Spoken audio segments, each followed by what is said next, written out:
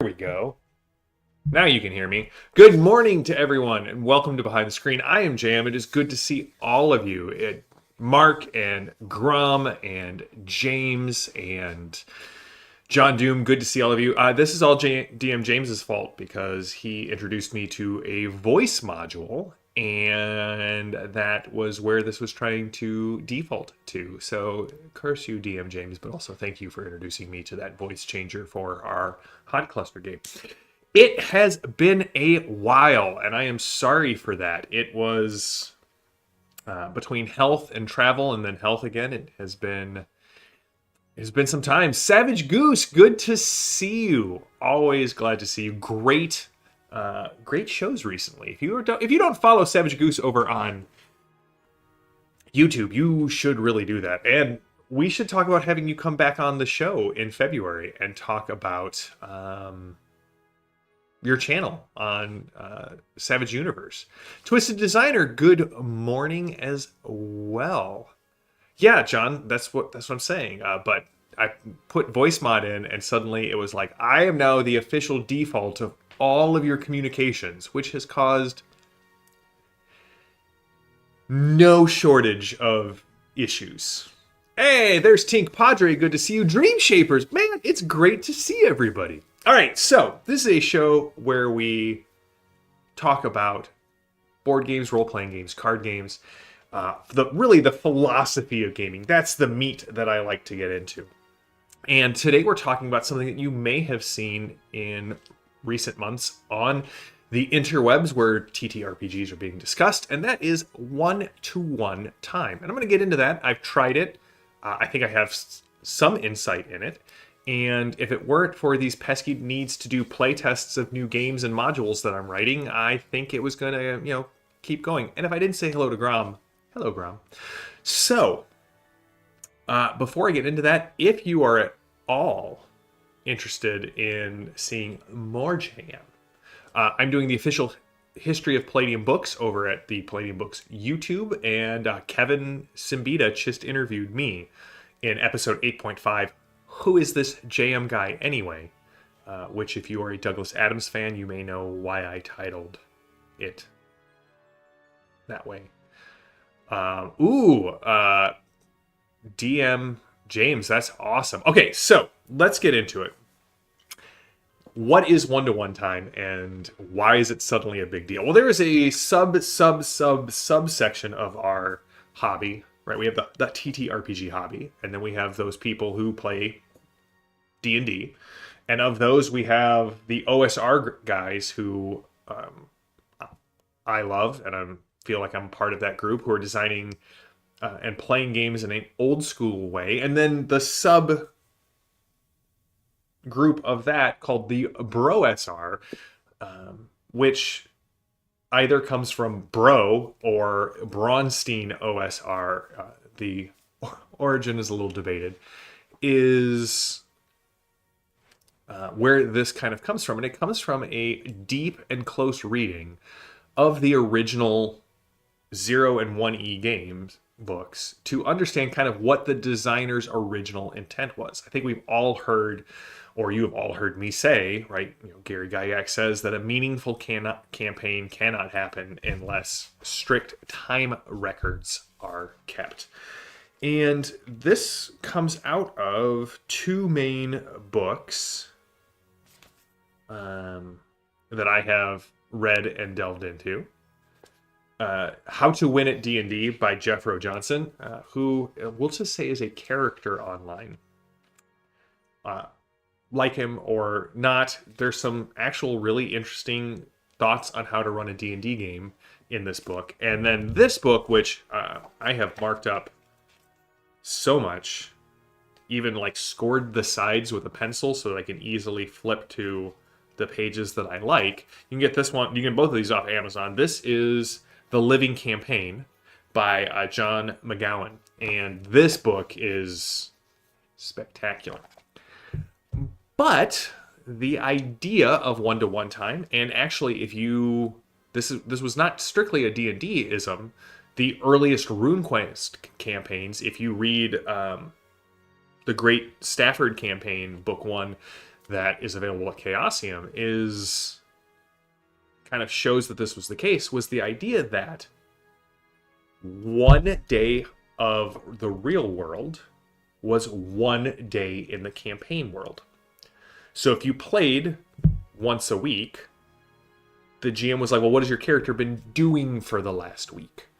It really encouraged downtime, multiple groups, multiple characters, because if in our Han Cluster game, we play once a week on Friday, if the group undertook a hyperspace journey that lasted 10 days, that group's not available the next time we're going to play. They're still in hyperspace. And the idea was that most of these GMs who were running games early on, especially Gygax and Arneson, were running multiple groups multiple times a week in the same setting. And so they had to have, with their time records, this idea of, hey, no, you can't just magically show up at Castle Greyhawk because this other group is in the middle of laying siege of Castle Greyhawk, and they're laying siege to the castle on these days, and you have to travel these days, so you may not get there in time.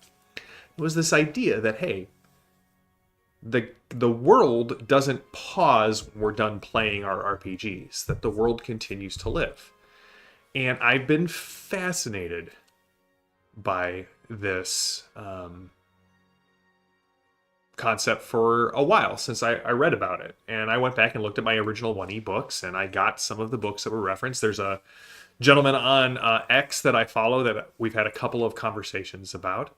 And let me just, no, it's not intentional product placement above my head, but for both DM James, who will be running Necessary Evil, and there's a JM Original Adventure in that box set, maybe a little product placement. I think this one is the more obvious product placement.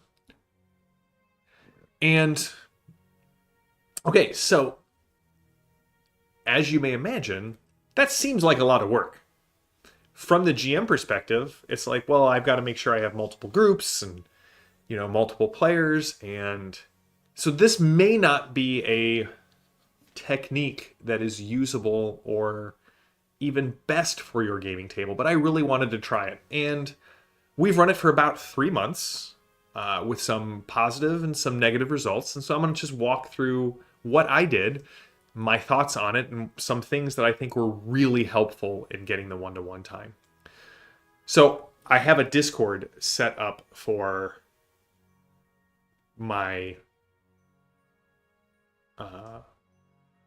Tuesday group, the Tuesketeers. And when we made characters, we're playing Hyperborea. And so I had everyone make 3 characters. Everybody got to roll up 3 random characters, made the decisions, and then said, okay, what's the way the group is going to go? How are the groups going to split up? And I let them make the faction they were in charge of. And so that faction ended up being a mercenary company, which was great. It just meant we're always going to have new characters who are able to fit in with the group dynamics. And I put together a plethora of missions, and I created a Discord server. And there was a player section, and there was a faction leader section. We're going to get back to the faction leader because that was really part of the game as well. And so I had a regular calendar, and by the end of it, I was doing something a little bit different. We started and it felt a little bit play-by-posty. Hey, what are you guys doing today? Here's where your groups are at. Oh, this group is traveling. We don't have to worry about, Group C. But what quickly became clear to me is that one-to-one time, running it like a play-by-post, was awful. The goal wasn't to drill down into every little action characters could take in a day, but as a high-level kind of downtime, what is your character doing? Sometimes the group was like, hey, we're in the middle of a dungeon. We'd like to explore till we hit heavy resistance, and then we're gonna try and retreat. Or we're traveling, or we're leveling up and training, or we're trying to start a rebellion among the captives of the 8 men in the city of Kor. And it was, once we figured out the rhythm of one-to-one time, it kept my players very engaged. I was worried it was going to be confusing. And it's confusing for one player because that player just said, hey, I can't be on Discord all the time. That's just not something I'm willing to do. And so Every Tuesday when we got together, the group gave this player a recap of what had happened over the week. And then as a group, they're like, what do we want to zoom in on? Really focusing in on. And it was awesome. It kept the players engaged on a daily basis. Now, what I ended up doing with that Discord server is I nominated a caller, which is a role in the older school games, which is, hey, especially because older school games kind of assumed you were going to have 8 to 12 people at your table, or if you're playing Palladium, upwards of 28. The caller's job is to listen to all of the other players at the table, and then the GM doesn't react to what any individual player is saying. They react when the caller says, here's our plan. Now, we don't really use a caller at my table, but we did for our one-to-one time. Basically, I would start off every day and say, it is this day of the week, this month of the year, here's the year, here's where the group is at. What do you want to do with your day?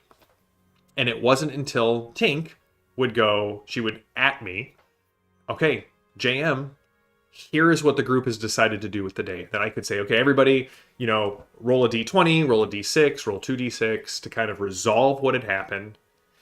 I would do a little write-up, and that was our day's worth of play. It was not meant to, it's your turn to act, it's now this round of combat. It moved pretty well. We had to find a rhythm, though. The other nice thing was that I had a bunch of friends who couldn't play in the game, but decided to make factions. Mark made this great Viking faction. My son made this great cult. Tink made a vampire brothel that was trying to take over the city. And the goal was, like, every 2 weeks, my plan was to say, hey, what's your faction's goal for this 2 weeks? That part faded away a little bit, but I can see if the group was running more smoothly. And that's not a fault of my players. That took me a while to figure out how I wanted to organize it, what level of depth one-to-one time really worked out well as. And obviously, so my group the group I was playing with this with had some personal stuff that came up, especially over the holidays, and my health being what it was, it would roll really well for about a week and a half, and then something would happen and we had to pause for a little bit. But I really liked the experience, and I think I would really like to do a one-to-one time game with an in-person group at some point in the future. Now, DM James brought up all of the problems that I also have with one-to-one time. Part of the fun of role-playing game is the fact that time is so mutable. We get to zoom in and zoom out as the GMs as often as we feel like. I remember an Exalted game where I didn't want to deal with overland travel, so I just let the group convince a forest god to turn them into sap and run them through the roots so we could just jump over that. And that's one of the conceits, if you will, of one-to-one time. Is that when you're not at the table, time moves at one-to-one time. When you're at the table, the game flows perfectly normal. So if the game has we're going to travel for 5 days and we roll our journey stuff, we keep playing, but as soon as the session ends, that group enters into the calendar and may be unavailable the next time we play. So yeah, it's an interesting. I mean, I don't disagree with the BroSR that I really do think that at least originally this is how a lot of people were playing.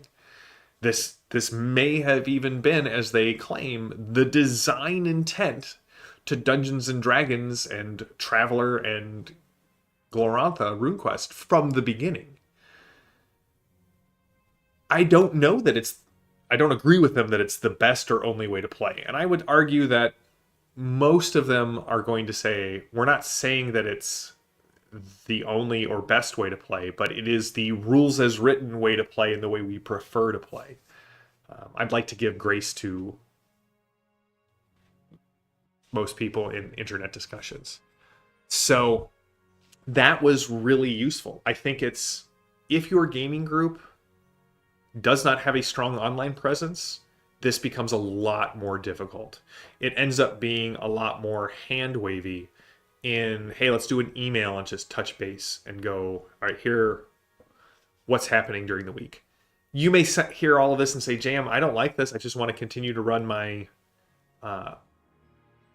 plot point campaign in the way it was designed. And I think that Savage Worlds is not designed to handle one-to-one time. I think Savage Worlds is about those fast narrative beats and lets mechanize downtime and interludes to get to the good stuff. But if you are at all interested in trying one-to-one time, I highly recommend the Living Campaign and, to a lesser extent, How to Win at D&D. I mean, How to Win at D&D is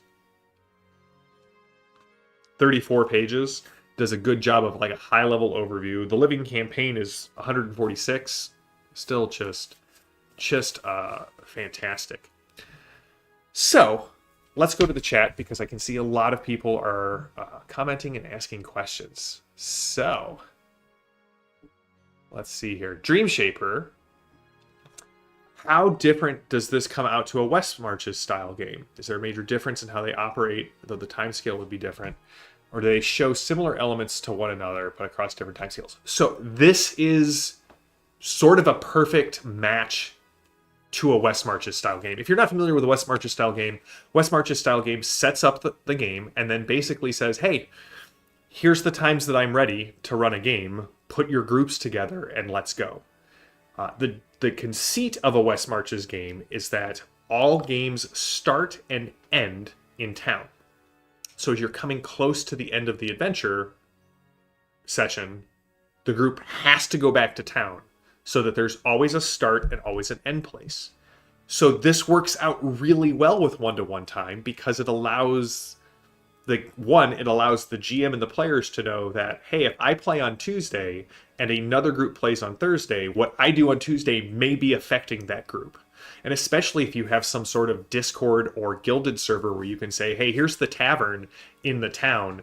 And Dream Shaper's like, oh man, we discovered this hidden temple and we got this far in, but we also found out there's this, orc chieftain who's planning a raid here. Savage Goose may go, oh, that sounds super cool. Can our adventure be to go stop the orc chieftain? And I would be like, heck yeah, that's awesome. It also allows for downtime and travel to kind of easily sync up with your groups. I would argue that if you are going to try this and you're doing it on Foundry, get the module Simple Calendar. Wonderful for keeping track of these things.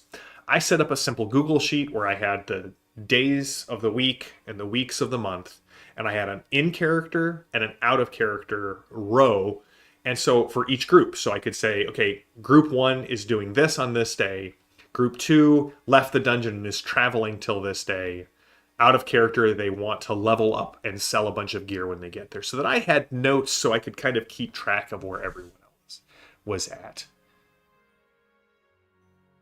Right, if your sessions are 2 hours long and end in the middle and the group loves picking up right away, I don't know that one-to-one time is a good solution. We had several groups who were in the middle of dungeon crawls who would go, all right, well, we want to finish exploring this level unless we run into this level of threat.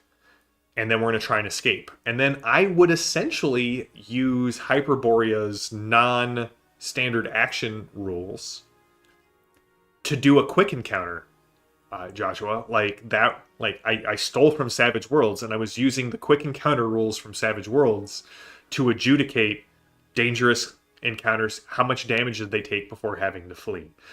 Did they explore? Did they find anything? And I feel like, oh man, maybe there's a Savage Worlds one-to-one time supplement that could be written for the Creator Jam. Tink, that was a great part of it. It kept you immersed in the game all week. Like, the players, when they got to Tuesday, were super excited to get to the table because they had been doing just one. They would make 3 posts, one for each of the 3 main groups.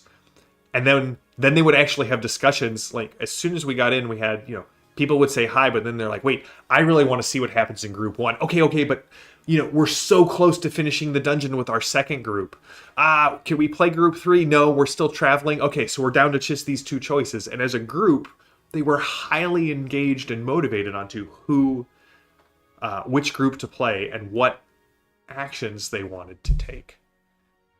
All right, so Twisted Designer asked, how many players were part of our test game? We had 5 players in the Hyperborea game, and that equated to about 20 characters, because each player had 3 characters, and then there were multiple NPCs and hirelings that the group had collected or acquired during the game. That did not count the faction leaders, of which there were about 12 people who were, in theory, twice a month going to be posting on. They designed a faction, and they were going to be making faction goals. And we actually had some interactions. Like, there were some of the players were like, hey, this character feels like they'd kind of join a cult. So what cults are available? Or is there some sort of evil faction that I could join? There were a couple of people who got sucked in to various factions, and I would reach out to the faction leaders and be like, hey, here's what's going on. What do you want this agent in the group to do? And Tink figured out very quickly that she had a faction and she had characters. And she was like, can my faction use my characters to influence the group? And I was like, yes. And so several of the PCs ended up having their characters as agents for their high-level factions, which was super cool. John Doom, it is an odd number, and that does not include a couple of advertisements at the end, but it's a print on demand through Amazon, so there's not a minimum page number. You're not having to do it in 16 pages. What game systems do I think would work well using one-to-one time? That's a great question. Jackals, because I wrote Jackals, and it's got an old school feel.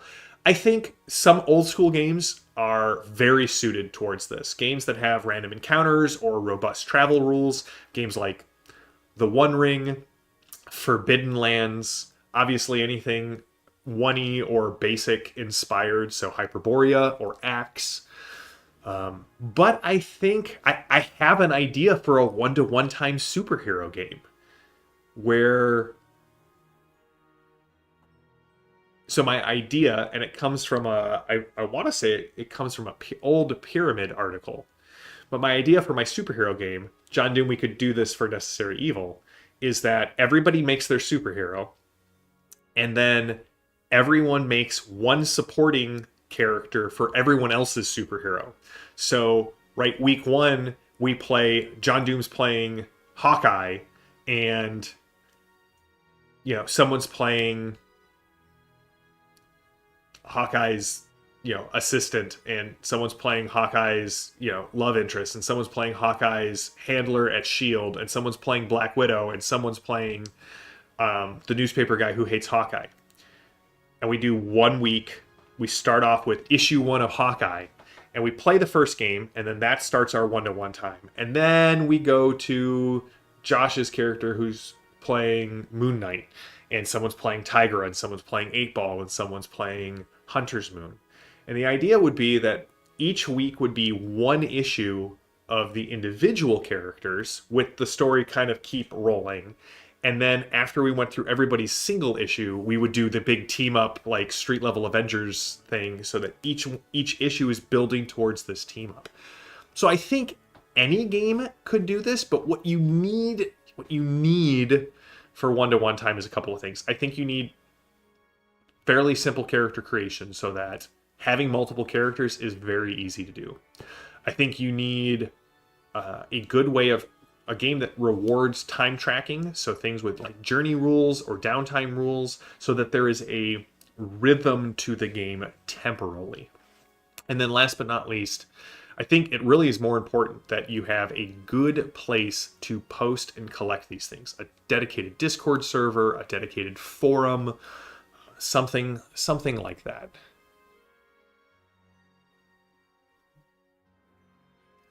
Most of the Sign Nomine line would work as well. Yeah, Worlds Without Number, Cities Without Number, Stars Without Number, like Old School Traveler would be great. Godbound Yeah, Exalted would be very difficult to do with that.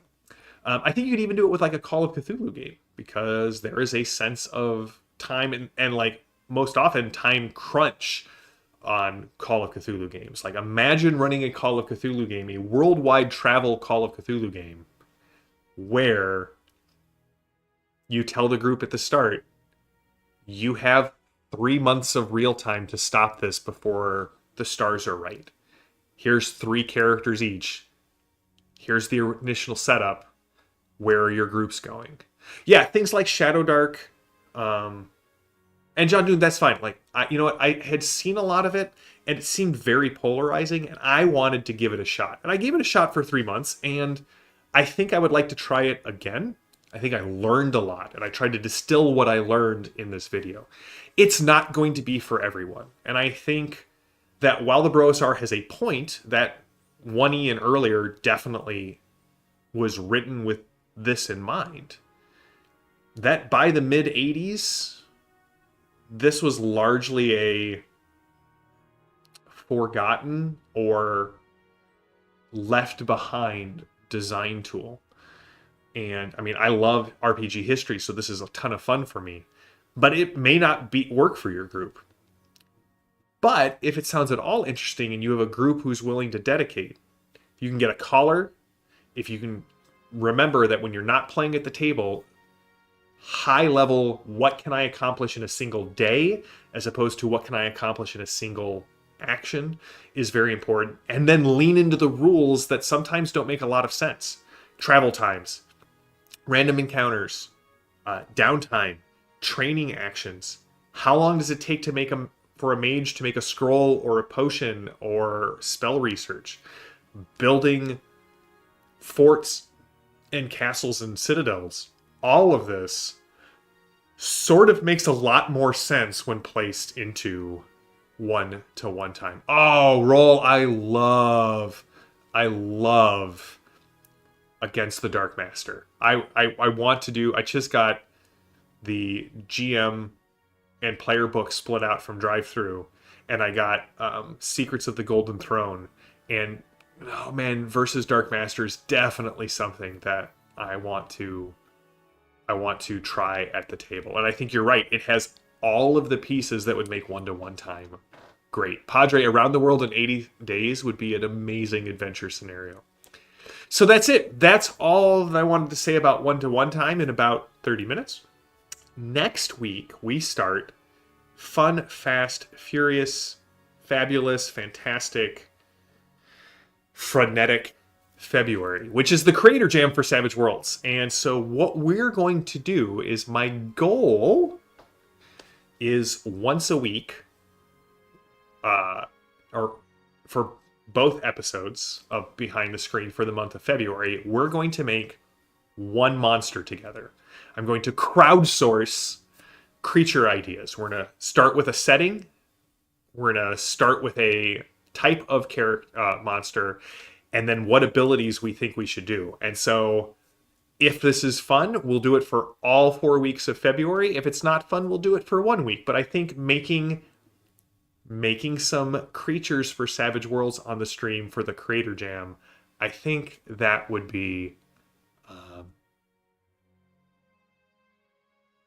just awesome. I think that'll be a lot of fun to do for the Creator Jam.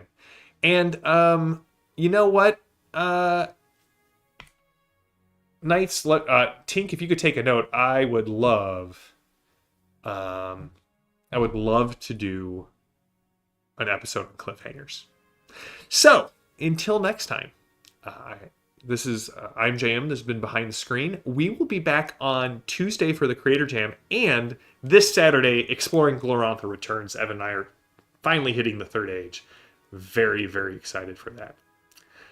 So until next time, stay safe, stay healthy, stay gaming. I will see you all on Thursday, and until then, or I'll see you all on Tuesday, and until then, have a good one.